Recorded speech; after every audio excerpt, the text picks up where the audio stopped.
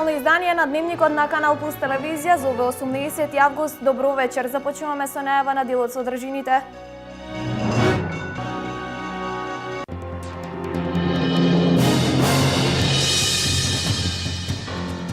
Опозицијата продолжува да собира политички поени врз несреќата на погодените од поплавите во Скопско.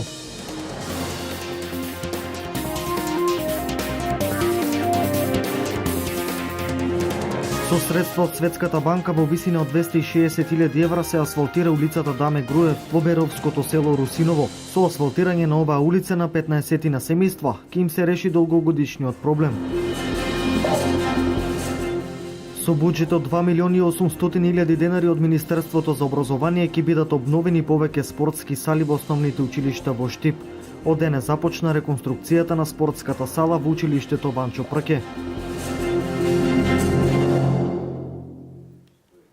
Додека на 30.000 луѓе се погодени од поплавите во Скопско, додека Македонија тагува за над 20 жртви од невремето, дел од политичарите трагедијата ја користат за билдање на својот личен или партиски рейтинг. Народот сепак најмногу ги цени оние кои веднаш отидоа на терен и се уште им помагаат на настраданите жители. Председателите на општинските организации на СДСМ во општина Штип, доктор Владимир Милошев, Јован Матеничарски од општина Берово и Иван Кузмановски од општина Македонска Каменица за порталот Плюс Инфо ги критикуваат градоначалниците на овие општини, дека организираат општински забавни манифестации во екот на поплавите кои го зафатија Скопје и регионот и укажуваат на тоа да хонорарите наместо за изведувачите бидат пренаменети за настраданите во поплавите.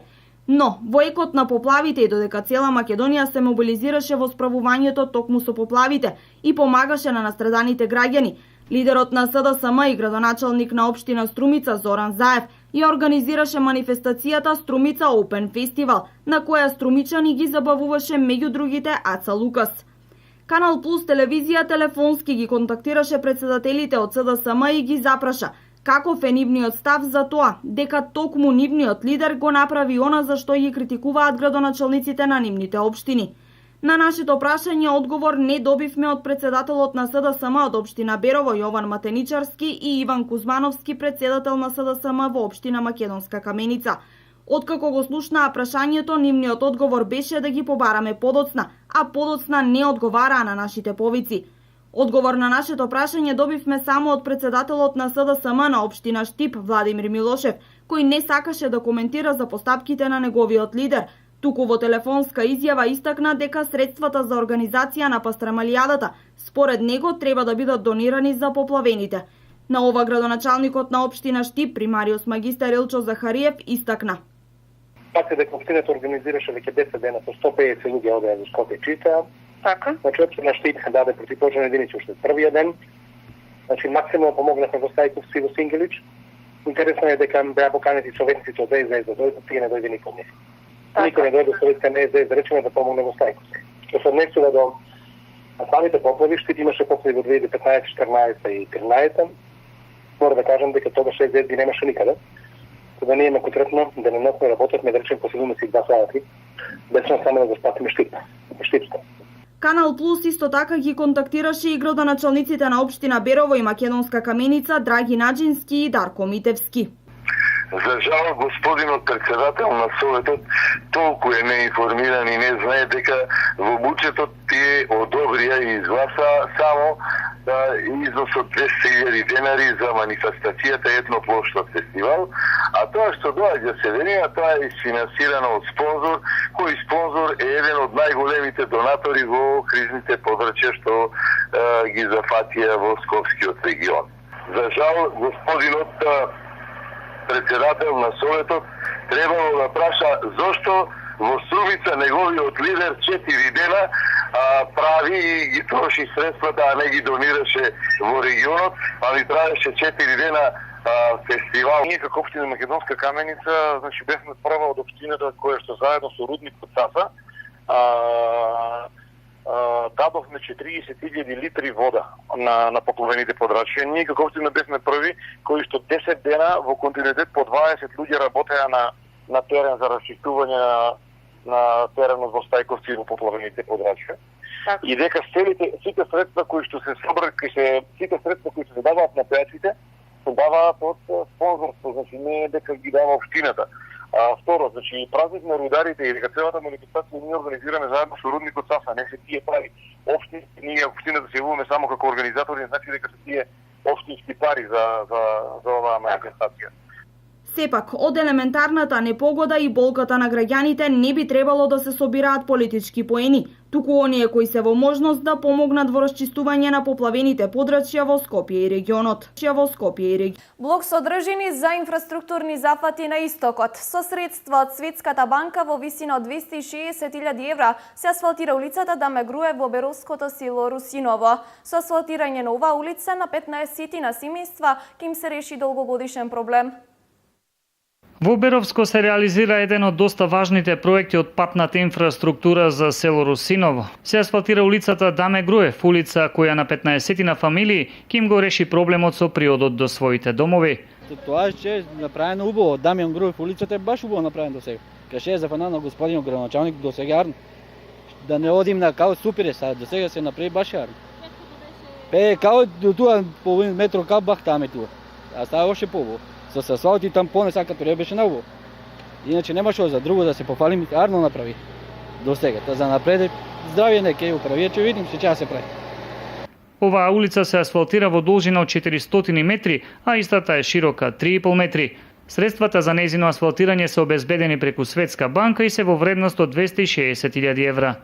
Тоа е по одамнешна желба на граѓаните. Тука беше оваа улица многу лоша, во една многу лоша состојба, никогаш не била асфалтирана и еден поголем број на граѓани од село Русиново бараа ова да биде решено со тоа што направивме дренажа, направивме одводнување на водите по улицата и еве денес и самите сте сведоци дека се отпочна со асфалтирање на истата.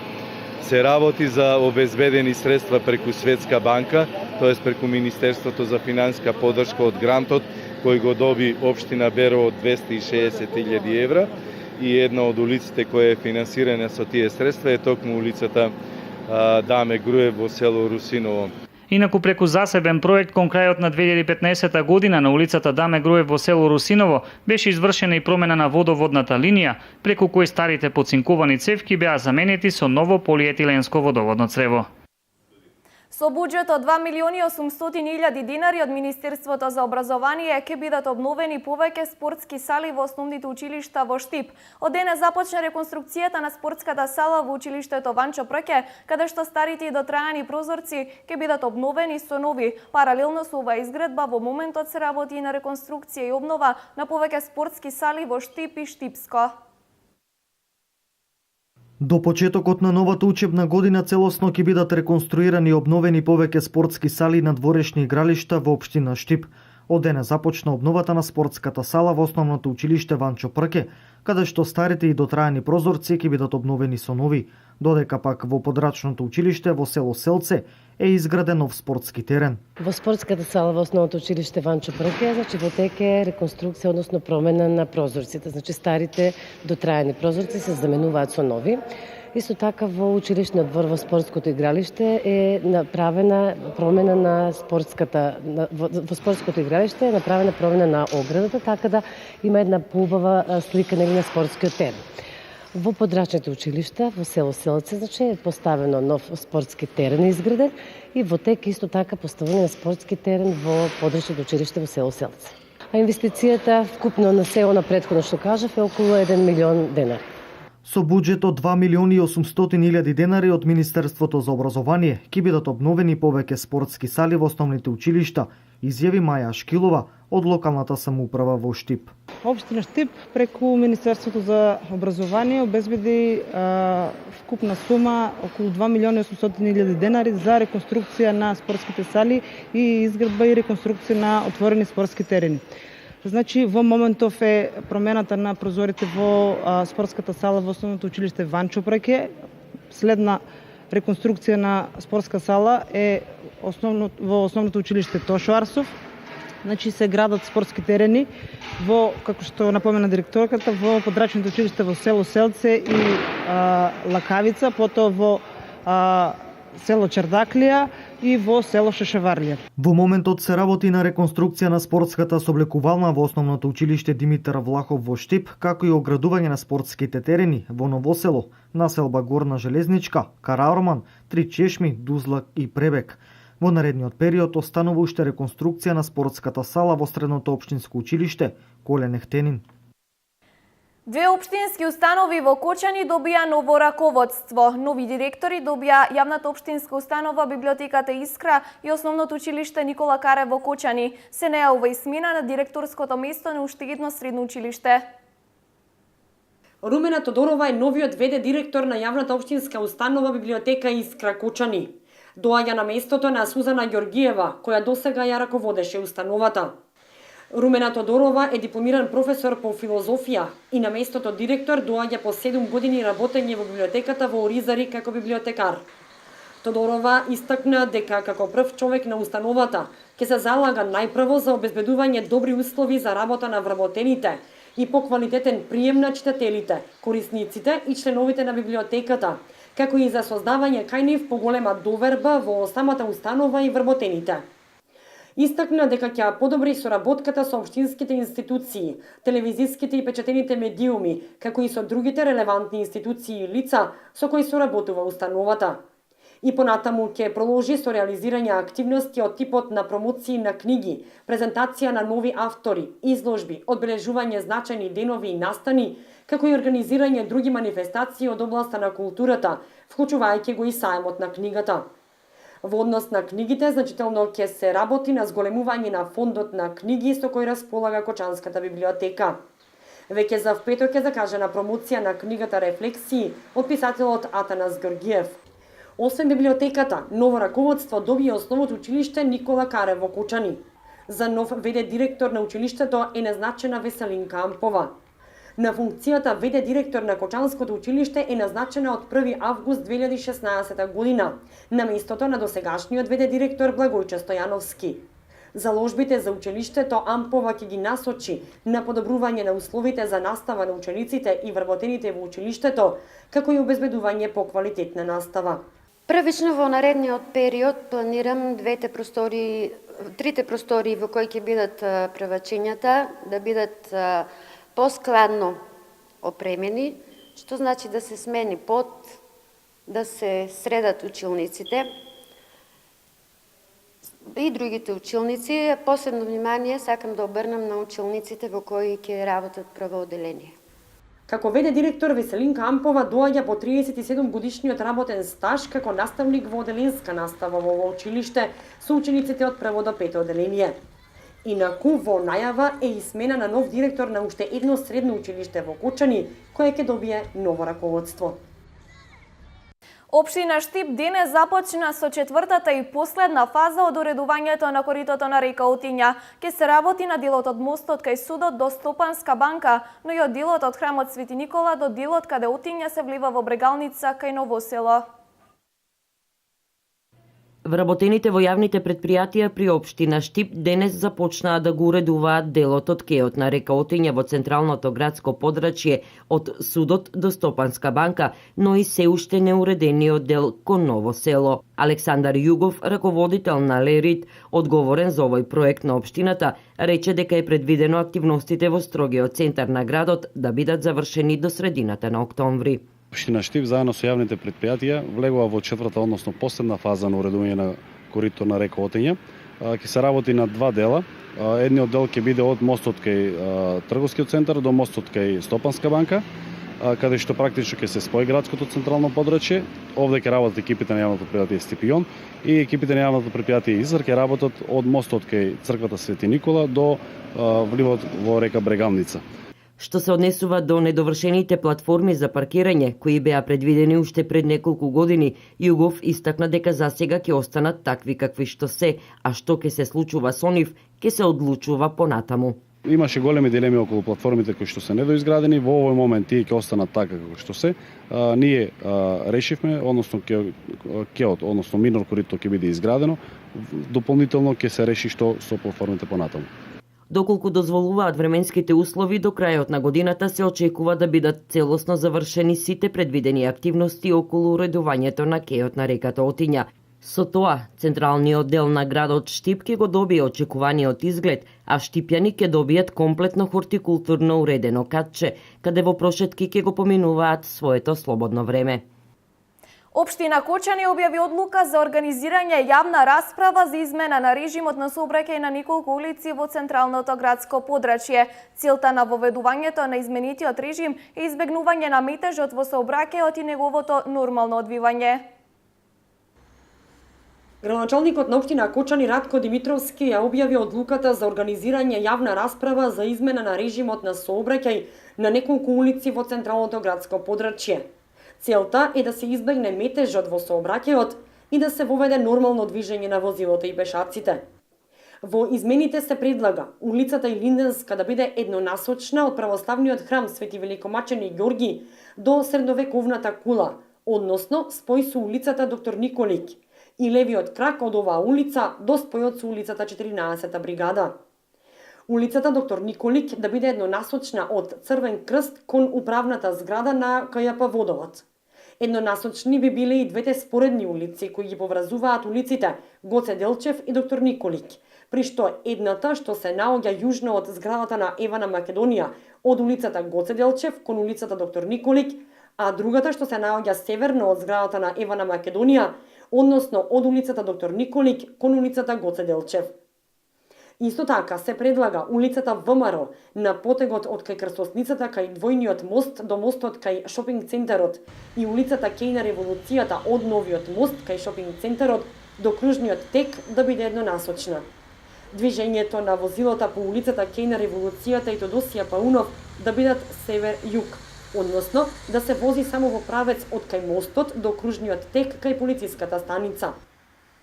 На улицата ВМРО би се возело спротивно само од југ кон север, односно од кај двојниот мост во правец на шопинг центарот. Граѓаните на Кочани своите забелешки, предлози и мислења во врска со предложените измени на режимот на сообраќај на овие улици можат да ги достават до општина Кочани најдоцна до 30 август, за кога е закажана и јавната расправа со презентација на понудените решенија. И покрај тоа што градскиот пазар во Штип располага и со простори со тезги за квалитетна купопродажба на земјоделските производи, се уште има продавачи кои продуктите ги нудат на околните тротоари и паркиралишта. Јавното претпријатие ИСР во координација со надлежните инспекцијски служби ќе стави крај на оваа појава. Јавното претпријатие ИСР преку работната единица Градски пазар во координација со надлежните инспекцијски служби и полицијата ќе спроведе акција за отстранување на дивите продавачи по тротоарите и паркиралиштата околу пазарот. Од денес започнуваме на голема акција за отстранување на сите диви продавачи. Во наредните денови се надевам дека ќе нема ни еден див продавач кој продава надвор од пазарот, бидејќи тие се нелегални. Ние како јавно претпријатие инвестиравме 14 милиони денари и направивме еден европски пазар, да сите продавачи и сите граѓани на град Штип имаат идеални услови за продавање. Сето она што се наоѓа надвор од пазарот, можеме да кажеме дека не подлежи на инспекцијски надзор, дека не подлежи на ветеринарни контроли од Агенцијата за храна и ветеринарство, така да ние на граѓаните гарантираме сето она што е на пазарот дека е здраво, дека е исправно. Ценовникот за закуп на тезги на градскиот пазар е со символични цени и е непроменет со години. Затоа и изненадувачка е појавата да се продава на несоодветни места наместо во современо уредениот дел. Цените не се променети 20 години. Значи имате дневна резервација 400 динари. Од вредноста на продадената роба 2000 денари месечна, значи испаѓа 70 денари од ден. Место имаме доволно за сите што продават по улиците и околу пазарот има доволно место и плюс останува, значи пазарот е искористен моментално околу 60-70%. Со реконструкцијата и со другите зафати на градскиот пазар се создадува услови за квалитетна размена и продажба на земјоделски производи. Пазарот располага со над 500 продажни места кои ги задоволуваат потребите и во пазарните денови. Треба секој да си влезе во пазарот и да си продава тук. Не е фер, значи некој да плаќа, а некој да на страна да препродава. Оние кои продаваат со години бараат состојбата да се промени. 12 здравствени аниматори, обучени од невладината организација КХАМ, ки им помагаат на социјално загрозени семејства во Делчево, во Пехчевското село Црник и во Виница, за остварување на нивните здравствени права во рамки на програмата за здравство и здравствени права на ромите, подржана од Фондацијата Отворено општество Македонија. Здравствените аниматори ги посетуваат домовите каде разговараат со семејствата на кои им е потребна одредена здравствена помош или се судриле со некои неправилности при добивањето на некоја здравствена услуга. Секое прекршување на здравствените права, аниматорите ќе го пријавуваат до невладината организација КХАМ, која понатаму ќе реагира до надлежните инспекцијски служби. Ангажманот на аниматорите трае до јуни 2018 година.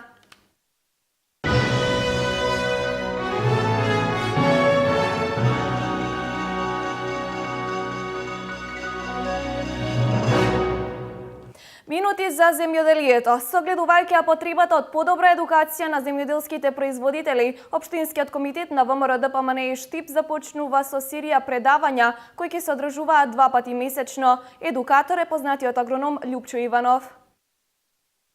Комисијата за земјоделие при Општинскиот комитет на ВМРО ДПМН започнува со серија предавања наменети за земјоделските производители со цел остварување квалитетни земјоделски практики.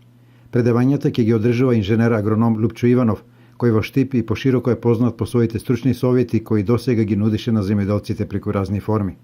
Општинскиот комитет на ВМРО ДПМН од Штип овозможи да оваа грана, Комисијата за земјоделие на Општинскиот комитет, да ни овозможи господинот Љупчо Ивановски, агроном, на некој начин да ни долови некои знања и на кој начин треба ние да употребуваме и да работиме во земјоделието. Секое предавање ќе биде актуелно во одреден момент и земјоделците ќе се информираат за тековните работи кои треба да ги преземат во одреден момент со цел поголеми резултати во производството. Оно што мора земјоделците во овој период од годината да го работат за да имат некој ефект. Во земјоделието работите мора да се бавуваат по некој редослед, по некој. Нема во земјоделието мртва сезона. Заврши жетвата, веднаш почнуваме со подготовки на почвата за нова жетва. Тоа ќе биде првата тема. За сега ќе се одржуваат по 2 предавања месечно, но во иднина во зависност од темите и интересот нивниот број ќе се зголеми. Според православниот календар, утре се одбележува денот посветен на преображението на Господ Исус Христос пред дел од неговите апостоли, со цел да ја зацрснат непоколебливата вера во него. На утринската литургија утре се благословува и осветува грозјето и тогаш за прв пат може да се јаде од овој плод. Кога Господ Исус Христос забележал дека апостолите не можат да ги разберат неговите предстојни страдања и дека во срцата се исполнуваат со тага и за да не се намали нивната вера, ревност и љубов кон него, ги земал со себе Петар, Јаков и Јован и излегол со нив ноќе на гората Тавор и пред нив се преобразил. Во мигот на преображението Христос ги озари апостолите со својата неискажлива светлина и сакајќи да им ја покаже светлината на скорешното негово воскресение, он истовремено им ја покаже и правобитната човечка убавина. Он сакаше човекот да го дознае своето потекло, да види чиј образ тој го носи, во каква слава и чест и убавина е создаден и кон што е повикан. Покрај Господ Исус Христос тогаш стоеле големите старозаветни пророци Илија и Мојсей за пред апостолите да ја разбијат еврејската заблуда дека Христос е некој од пророците, Еремија, Илија или некој друг. Затоа он се јавил како цар над пророците, а Мојсей и Илија како негови слуги. Откако се оддалечиле Мојсей и Илија, сјаен облак ги опфатил и Господ и учениците, пошто се слушнал глас од небото кој рекол: "Овој е мојот возлюбен син, него послушајте го." Отец Николче Ѓорѓев од Брегалничката епархија истакна дека преображението на Исус Христос не ја представува само неговата најава за страдањето и неговата слава после страдањето на крстот, туку го покажува и собирањето на верниците во црквите. Тоа не е просто собирање на луѓе, туку собирање на преобразени личности кои се поврзани со врските на љубовта, радоста во Бога заради прослава на неговата жртва за спасение на човештвото. Специфично е тоа што на утрешниот ден за време на литургијата со која ќе чиноначалствува митрополитот Брегалнички господин Иларион се благословува и осветува грозието и тогаш за прв пат може да се јаде од овој плод. Летниот джез караван кој се реализира во рамки на културната манифестација Топол културен бран, поддржана од Министерството за култура, вечерва продолжува во Виница. На платото пред Домот на културата Тошарство во Виница со почеток во 20 часот и 30 минути. Концерт ќе има Гоце Стевковски септет. Се работи за состав од 7 македонски джез музичари, предводени од апанарот Гоце Стевковски, професор на джез академијата во Штип и учествува во бројни джез проекти и соработува со скоро сите значајни имиња на македонската и балканската джез сцена. Во Гоце Стевковски септет музицираат и Трајче Велков труба, Кирил Кузманов алт саксофон, Иван Иванов тенор саксофон, Кирил Туфекчиевски контрабас, Димитар Мери клавиатури, Сашко Николовски тромбон. Летниот джез караван е организиран од Сдруженијето на джез музичари и слободни уметници.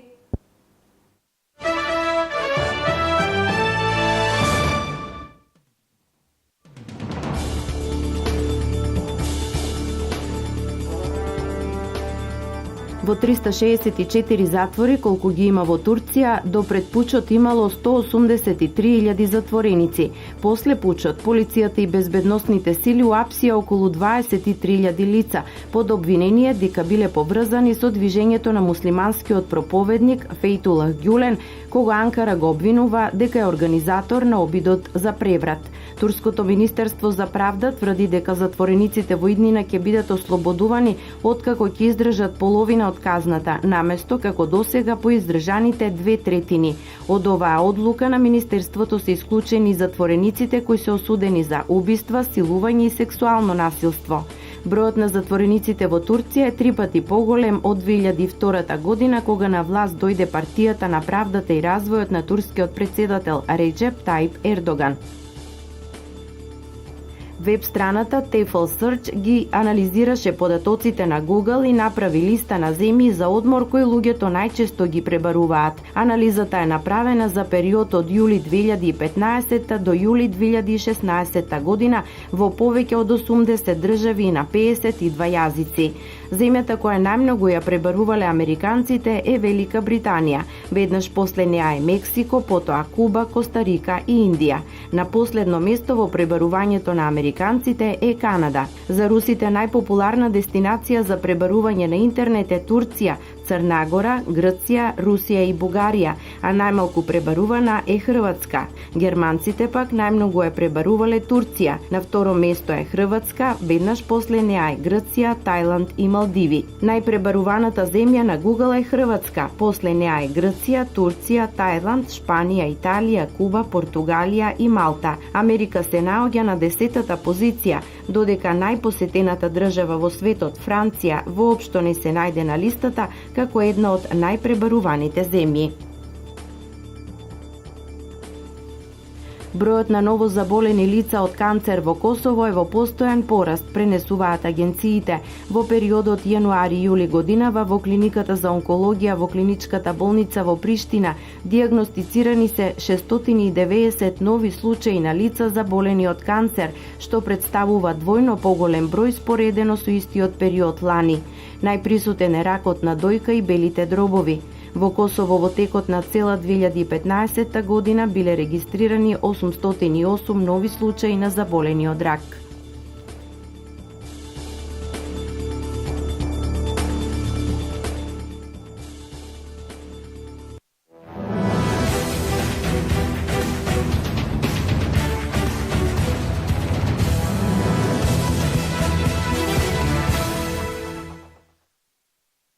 Синоќа во Пробиштип се одиграа два надпревари на традиционалниот турнир по повод Денот на рударите 28 август, каде што беа постигнати следниве резултати.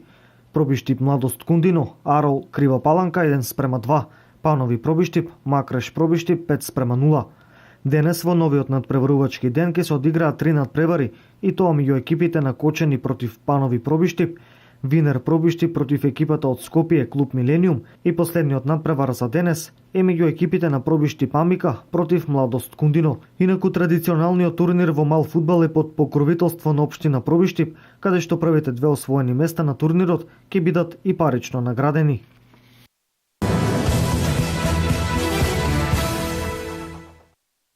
Во сабота започнува 30-тото јубилејно издание на Охридскиот пливачки маратон, најголемата меѓународна спортска манифестација во земјата.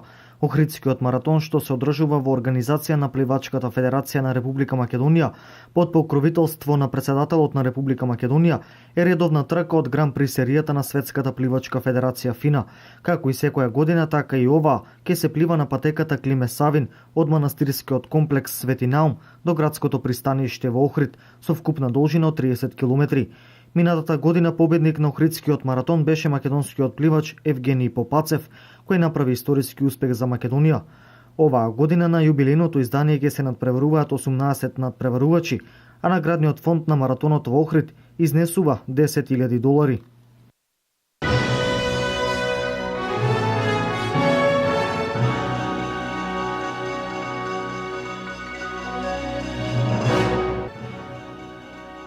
Ова беа сите содржини предвидени за ова централно издание на Дневникот на Канал Плюс телевизија. Имајте пријатна вечер со програмата која следи. Не заборавајте, третото издание на Дневникот е во 23 часот.